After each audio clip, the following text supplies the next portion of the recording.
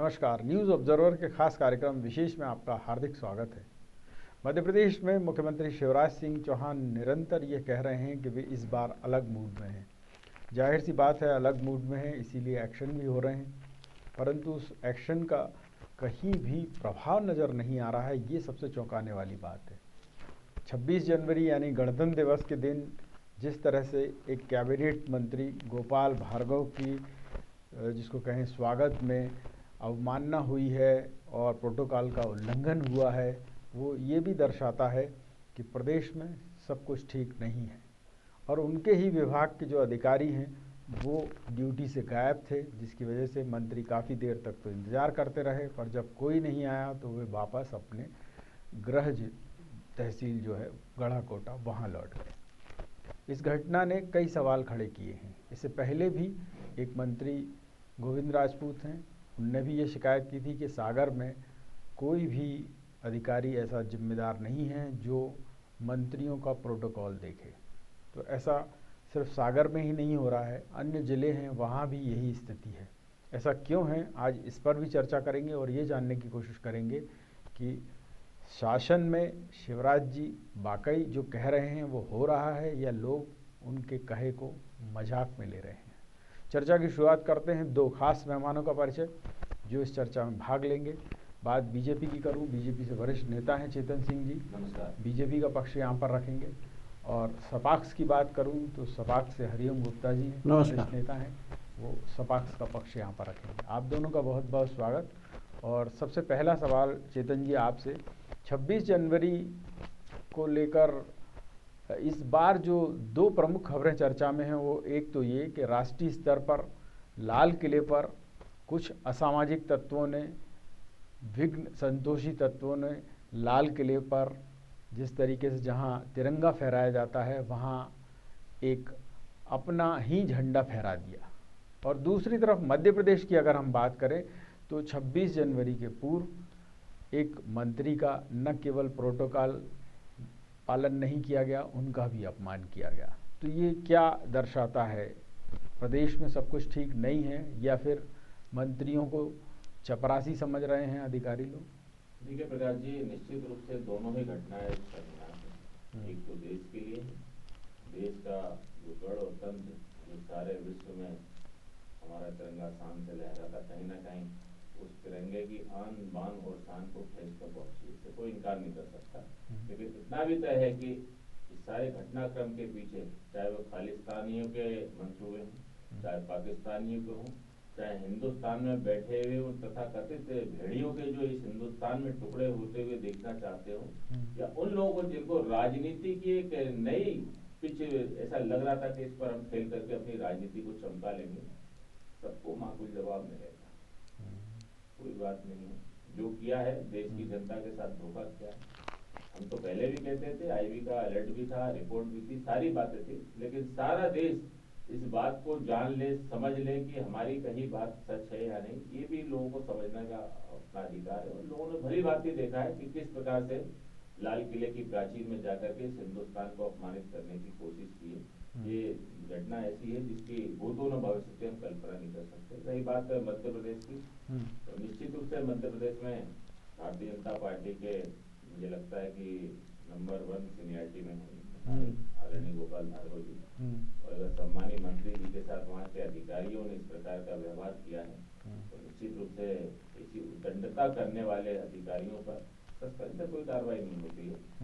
मुझे लगता है कि इनकी जांच करके ऐसे कर्मचारियों को, ऐसे अधिकारियों को बर्खास्त करना चाहिए।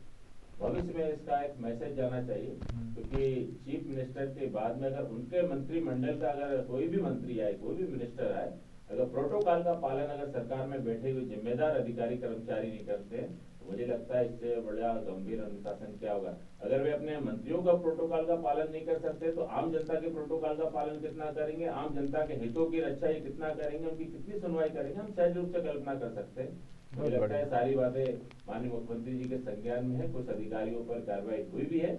और माननीय गोपाल भार्गव जी भाई साहब से भी शायद माननीय सीएम साहब की चर्चा हुई, आगे देखते हैं क्या। बहुत बढ़िया बात आपने कही है। और वाकई में जिस बेबाकी से आपने ये भी बताया है कि ये सब गलत हुआ है और उसमें संगठन हो या सत्ता हो दोनों ध्यान देंगे। यहाँ अगला सवाल आपसे गुप्ता जी कि जी। ये जो कुछ हो रहा है, क्योंकि सीएम साहब निरंतर ये कह रहे हैं कि इस बार वो अलग मूड में हैं, तो उनके मूड को लोग भांप नहीं पा रहे हैं, या फिर उनको लग रहा है कि शिवराज जी तो ऐसे बोलते ही रहते हैं? देखिए तिवारी जी, माननीय शिवराज सिंह जी का ये चौथा टर्म है और जिस तरीके से वो अब वर्तमान में अपने आप को जनता के सामने ये प्रमाणित कर रहे हैं, तीसरे टर्म में जिस तरीके से उन्होंने दमनकारी नीति या कुछ काकस के बीच में घिरे रह के जो निर्णय लिए थे और जिसके कारण 15 महीने उनको सत्ता से बाहर रहना पड़ा, उस कमी को पूरा करने के लिए अभी वो अपना रूप थोड़ा बदला हुआ बताते जरूर हैं, लेकिन वास्तविक रूप से ऐसी स्थिति है नहीं।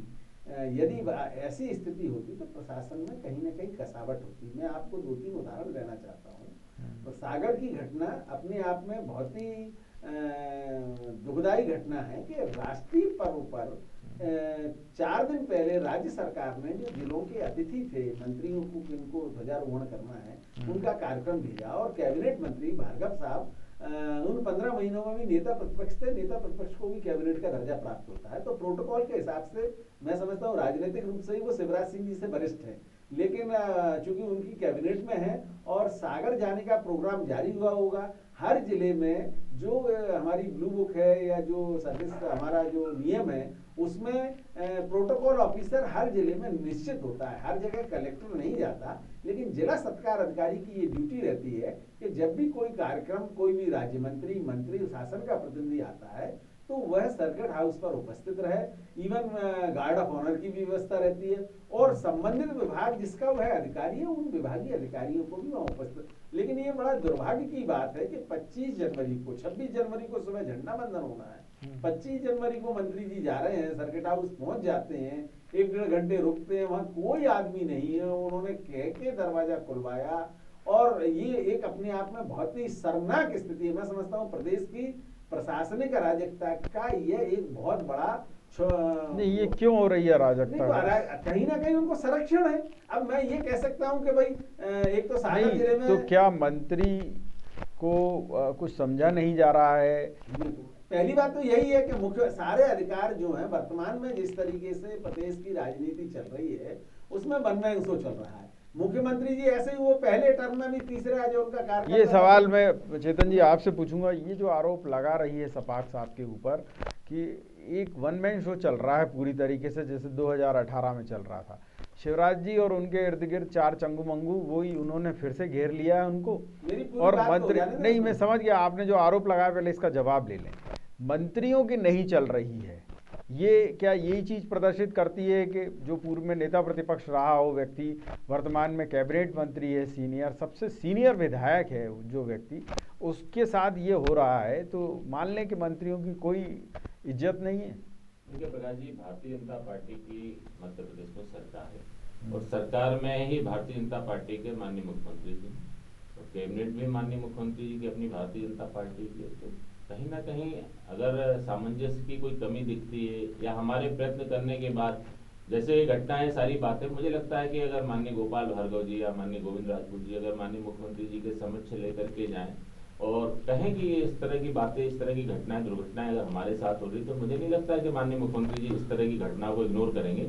रही बात दूसरी स्टेट पे, तो इस देश में कैडर बेस्ट पार्टी अगर कोई है तो भारतीय जनता पार्टी है। नहीं, पार्टी है, मैं ये कह रहा हूँ कि ये जो आरोप लग रहा है कि साहब मंत्रियों की हालत चपरासियों से भी बदतर हो गई है, ये दूसरी बार हुआ है। इससे पहले गोविंद राजपूत जी ने भी यही शिकायत की थी कि साहब सागर में तो कोई मिलता ही नहीं है, और अन्य जिलों के मंत्री हैं वो भी यही बताते हैं कि साहब संबंधित अधिकारी जो हैं, कलेक्टर जो हैं, वो सीधे सीएम से जुड़े हुए हैं, संबंधित विभाग के जो प्रमुख सचिव हैं, कमिश्नर हैं, वो मंत्रियों को गिनते ही नहीं है।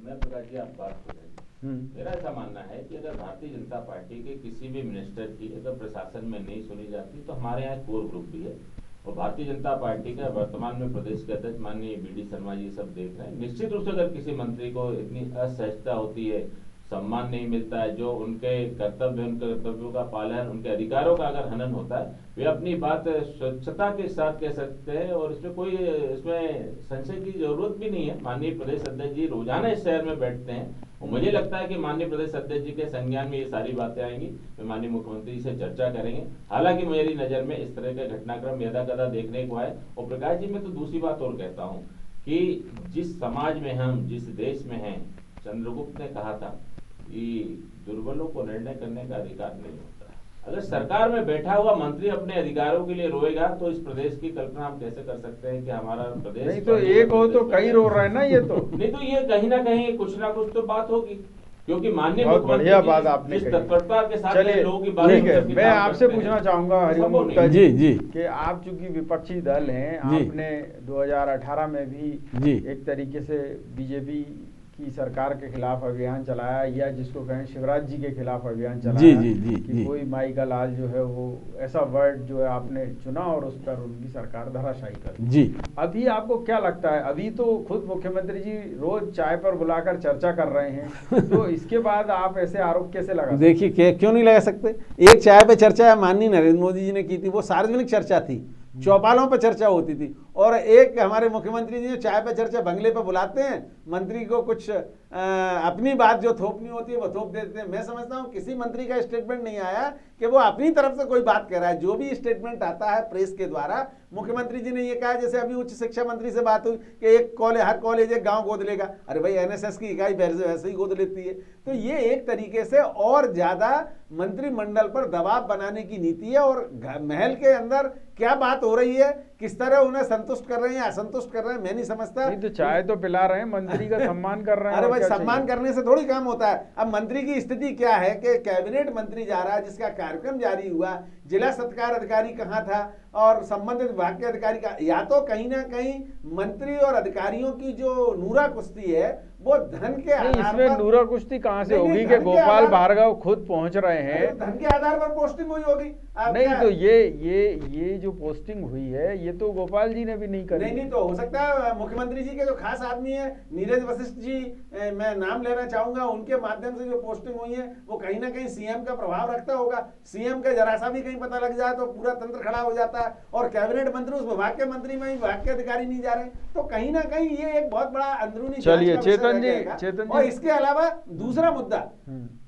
आबकारी नीति में आप देखिए, आबकारी मंत्री ये कहता है, पहला स्टेटमेंट आया मिश्रा जी का कि प्रदेश में दुकानें कम है, दुकानें बढ़ाई जाएं। दूसरे ही दिन स्टेटमेंट आया आबकारी मंत्री जी का कि नहीं, कोई दुकानें नहीं बढ़ाई जाएंगी। और तीसरे दिन आबकारी आयुक्त पत्र निकाल देता है, जिलों से प्रस्ताव मंगा लेता है। तो ये प्रशासनिक अराजकता का है। या तो वो आबकारी आयुक्त सीधे चीफ सेक्रेटरी से जुड़ा है और सीएम से जुड़ा है कहीं ना कहीं, और फिर बाद में सीएम देखते हैं कि अरे इस पे तो बहुत पार्टी की चीजा लेदर हो रही है, तो उन्होंने उस पत्र को विड्रॉ कर दिया। लेकिन किसी अधिकारी की हिम्मत कैसे हुई कि जिसमें विभागीय मंत्री कह रहा है, स्टेटमेंट दे रहा है आपको प्रेस को कि हम कोई दुकान नहीं बढ़ाएंगे, और उस पर अगले दिन एक्साइज डिपार्टमेंट पत्र जारी कर देता है। तो कहीं ना कहीं तीसरा एक उदाहरण, छिंदवाड़ा में गोविंद राजपूत गए झंडा बंधन के लिए, छिंदवाड़ा सर्किट हाउस में वो कहते हैं मुझे चाय भी नहीं मिली। उन्होंने अपना ब्रेकफास्ट और नाश्ता पेमेंट से बाहर से मंगाया। ये अच्छी बात है कि पेमेंट से व्यवस्था हो,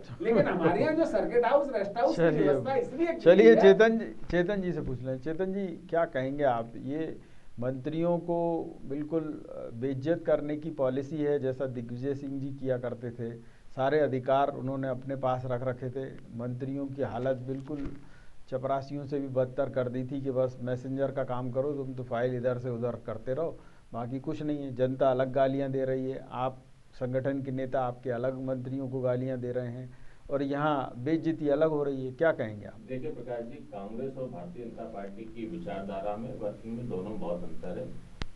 मंत्रियों को बेचारा, मजदूर, मजबूर बना सकते हो, निश्चित रूप से मुख्यमंत्री बना सकता है, लेकिन भारतीय जनता पार्टी में संभव नहीं है। नहीं तो ये तो दो उदाहरण आ गए ना आपके सामने, और तीसरा उदाहरण और दे दिया इन्होंने हरिओम जी ने। नहीं, हरिओम जी, अब आप नहीं, आप मुझे थोड़ा सा और स्पष्ट समझाएं, दर्शकों को भी समझाएं कि आप देखिए 28 मौतें हो जाती हैं, आबकारी विभाग का मंत्री मुरैना नहीं गया, 16 मौतें उज्जैन में हो जाती हैं जहरीली शराब से, पर आबकारी विभाग का मंत्री यानी जगदीश देवड़ा नहीं गए। अरे आबकारी आयुक्त नहीं गए सर, मंत्री तो बात की बात है, आबकारी नहीं, आयुक्त को जाना चाहिए। मैं ये पूछना चाह रहा हूँ कि इधर तो आपके मंत्रियों की अपनी मनमानी कर लें या फिर उनकी जिसको कहें निरीह स्थिति देख लें, तो कोई सुनने वाला नहीं है उनकी। प्रकाश जी यही दो बातें हाँ। आपने खुद ही कह दी।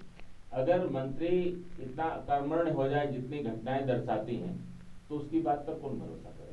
नहीं, अकर्मण्य कैसे होगा? अब आप बताइए कि उससे बिना पूछे मुख्यमंत्री जी ने नहीं सुन मुरैना की घटना पर तत्काल संज्ञान लिया, ठीक बात है, सारे लोगों पर एक्शन लिया, कार्रवाई हुई। भारत सरकार में क्या कार्रवाई हुई? नहीं, क्या कार्रवाई हुई उसमें ये भी बताएं। एसपी को हटाया, वहाँ के कलेक्टर को हटाया और एसपी को हटाया और 7वें दिन फिर वहीं पोस्ट कर दिया उसी संभाग में। किसको कर दिया? जो एसपी वहां से हटाया गया, अनुराग सुजानिया एसपी मुरैना थे, उनको एआईजी पीएचक्यू बनाया और 4 दिन बाद ही उनकी पदस्थापना एआईजी महिला अपराध ग्वालियर पदस्थापना कर दी। सुन लिया वो आप? उसी समाज के हैं जिस समाज के माननीय मुख्यमंत्री जी की मैडम राष्ट्रीय अध्यक्ष हैं। ये भारतीय जनता पार्टी जात धर्म संप्रदाय से नहीं चलती है, भारतीय जनता पार्टी विचारों के साथ चलती है। भारतीय जनता नहीं तो ये कौन से विचार हैं? सुन तो लीजिए कि विभागीय मंत्री को ना तो काम करने दिया जा रहा है। क्या ये उचित नहीं था कि विभागीय मंत्री को भेजा जाता वहां पर? मुझे बताइए प्रकाश जी, जब कोई हाँ। भी मंत्री किसी भी विभाग का मंत्री है, अगर उससे संबंधित काम है तो क्या उसको कहना पड़ेगा?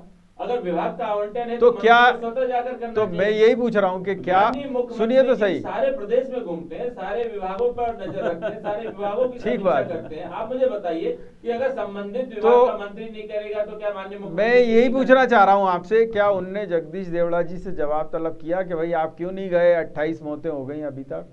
देखिए प्रकाश जी, ये तो माननीय मुख्यमंत्री जी का अपना विशेषाधिकार है और उनका क्षेत्राधिकार है, उसमें भारतीय जनता पार्टी नहीं, भारतीय जनता पार्टी और आप जैसे नेता संगठन इस समय पूछ सकते हैं, क्योंकि भारतीय जनता पार्टी कांग्रेस की तरह नहीं है, कमलनाथ की तरह नहीं है। पर ये जो कुछ चल रहा है ये कमलनाथ पार्ट 2 नहीं है क्या?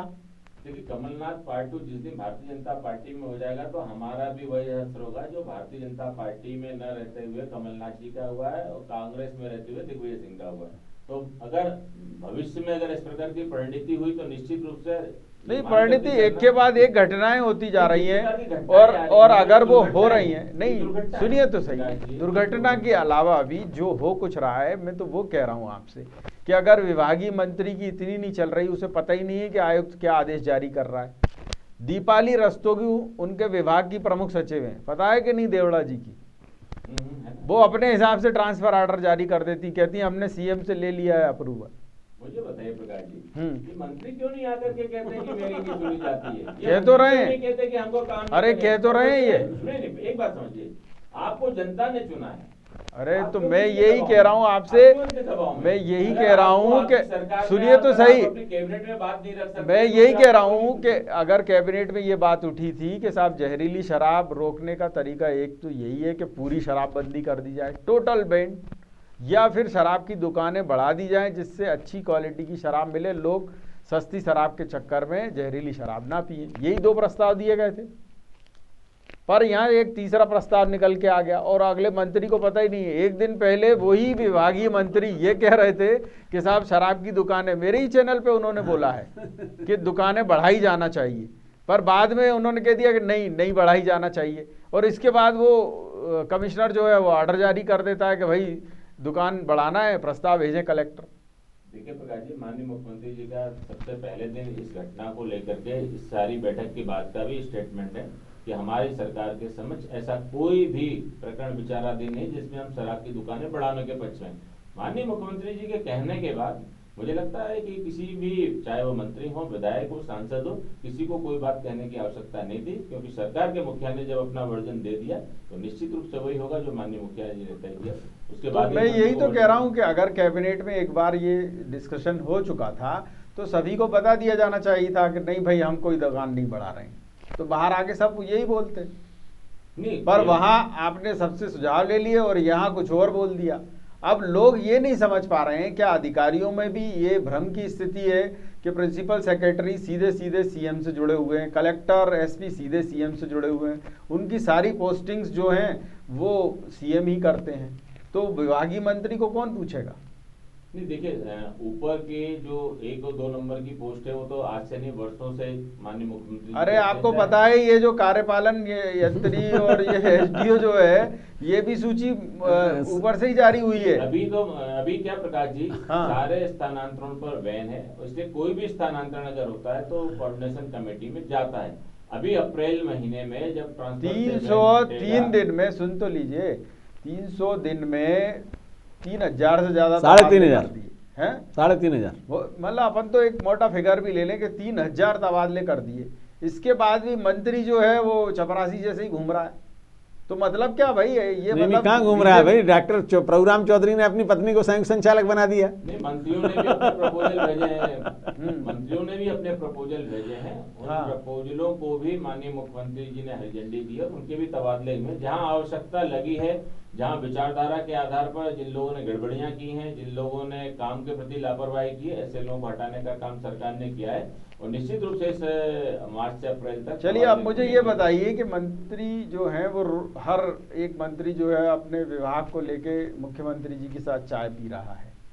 चाय पी रहा है, ठीक बात है, खूब चाय पियो, नाश्ता करो, खाना खाओ, जनता का पैसा है, खूब उड़ाओ, कोई दिक्कत नहीं।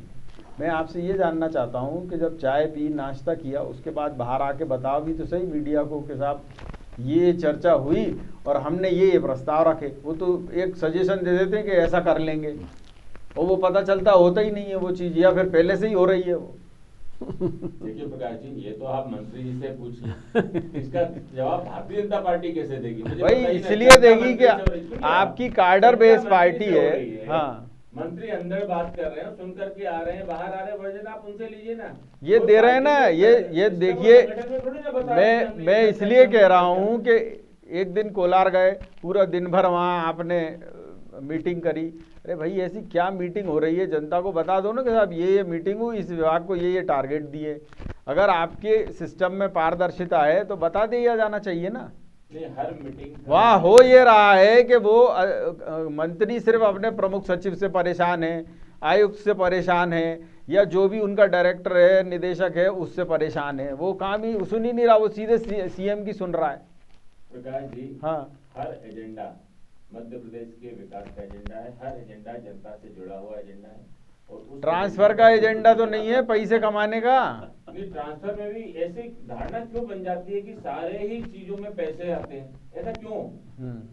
मेरे समझ में नहीं आया आज दिन तक। कई अच्छा, तो लोग ये उस आधार बताएं, पे भी हटाए तो जाते हैं, मुझे कई ये लोग बताएं कि परेशानियों के कारण भी हटाए तो जाते हैं। मुझे ये बताएं कि गोपाल भार्गव जो सागर के ही जिले के ही मंत्री हैं, सबसे सीनियर आपके विधायक हैं, नेता प्रतिपक्ष रहे हैं, उनके लिए ये जो 2 अधिकारी हैं ये तो एक तरीके से उनकी इमेज पे कलंक लगाने वाले साबित हुए, और उन्हीं के विभाग के हैं दोनों। देखिए, नहीं, अभी तो विभागीय अधिकारी ने सस्पेंड किया है। मैंने तो अभी आपसे पहले ही कहा हम्म। कि सस्पेंशन पर्याप्त कार्रवाई नहीं है।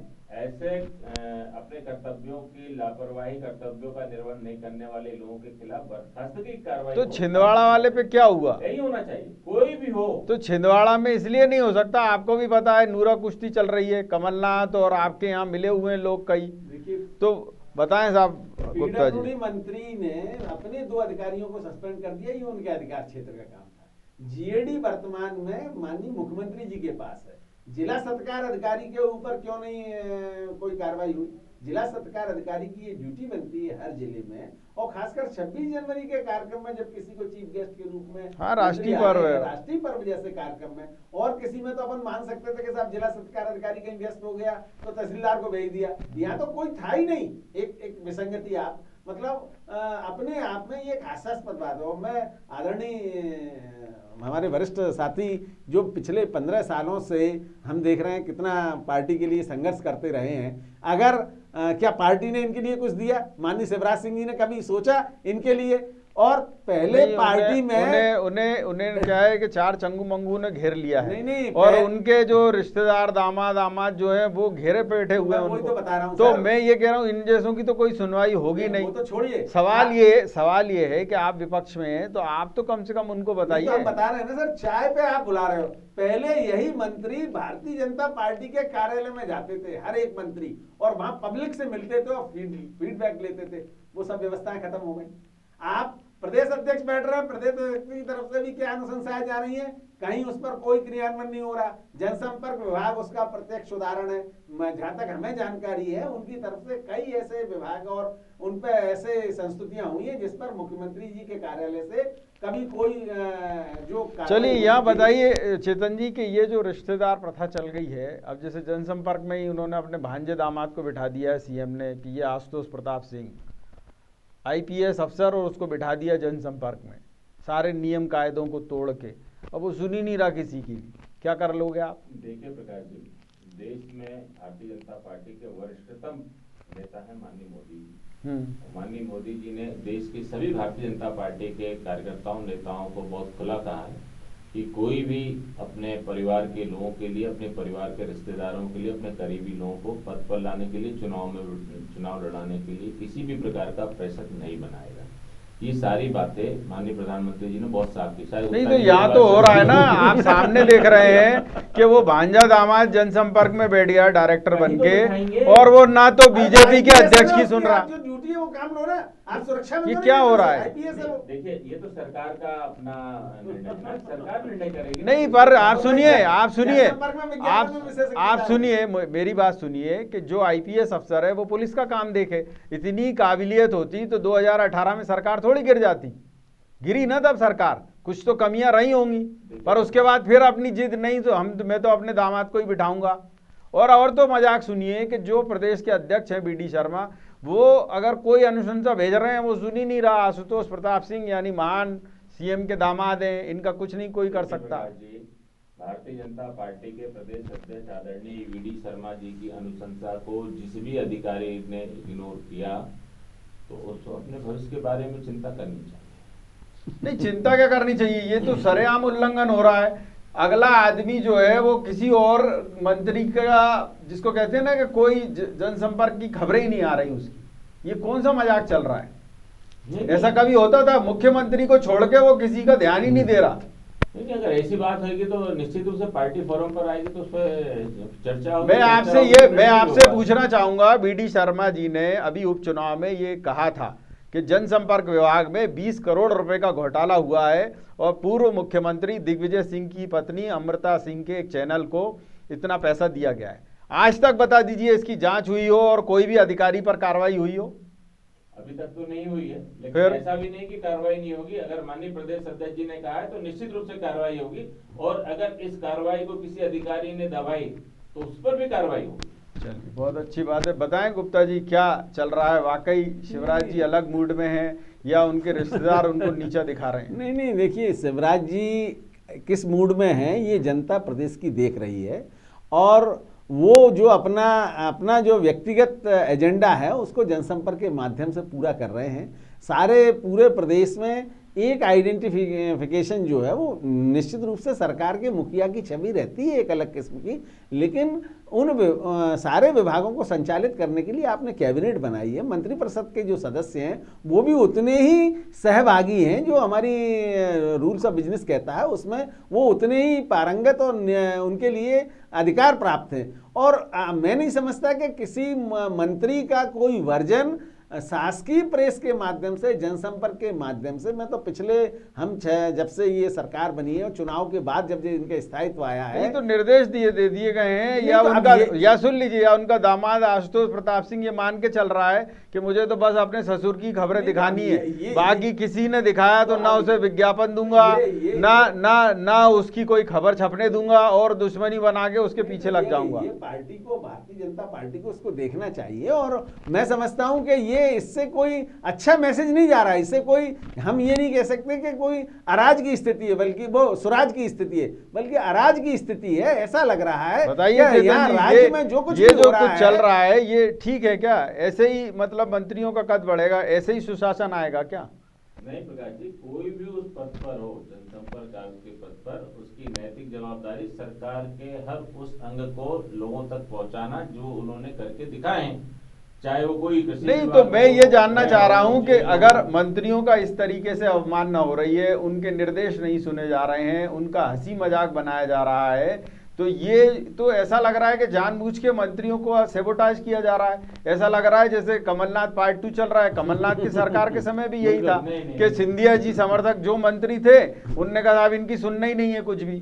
नहीं, ये भारतीय जनता पार्टी है प्रकाश जी, ये भारतीय जनता पार्टी में इस प्रकार का आचरण कहीं से भी मुझे लगता है स्वीकार करने के योग्य नहीं है। और भारतीय जनता पार्टी की नीति सरकार है और सरकार को सबका बात सबकी सुननी पड़ेगी, सबका साथ, नहीं तो सबका क्या विकास, ये सबका ये विश्वास ये जीतना होगा। बातें आप शिवराज जी को नहीं बता रहे हैं क्या? हो सकता है उनके माननीय- पास कार्य की अधिकता हो, वो नहीं देख पा रहे हो। माननीय- ये जो उनके कथित रिश्तेदार हैं ये तो उनकी इमेज चौपट कर देंगे। देखिए प्रकाश जी, माननीय प्रधानमंत्री जी का स्लोगन है कि सबका साथ सबका विकास और रिश्तेदारों का ये अलग से विकास चल रहा है। प्रधानमंत्री जी ने ये सारी बातें कह दी है, सबके लिए कह दी हैं कि सबका साथ सबका विकास चाहिए तो आपको करना पड़ेगा। सबका नहीं पर यहाँ तो विकास रिश्तेदारों का ही विकास हो रहा है ना।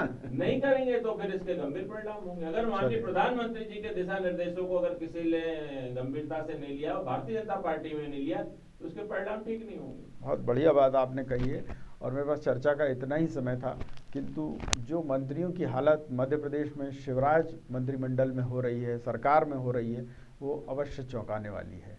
और निसंदेह संगठन भी इस पर ध्यान दे ही रहा है। कौन ऐसे लोग हैं, कौन ऐसे अधिकारी हैं जो जानबूझकर बीजेपी को भी बदनाम कर रहे हैं, मंत्रियों की इमेज भी खराब कर रहे हैं। परंतु अफसोस की बात तो ये है कि मुख्यमंत्री जी तक ये बात नहीं पहुंच रही है या फिर वे इसे अनसुना कर रहे हैं। न्यूज़ ऑब्जर्वर के खास कार्यक्रम विशेष में इतना ही, लेकिन यहाँ बेबाक खबरें निरंतर जारी रहेंगी। आप देखते रहिए न्यूज़ ऑब्जर्वर। न्यूज़ ऑब्जर्वर यानी सिर्फ खबर।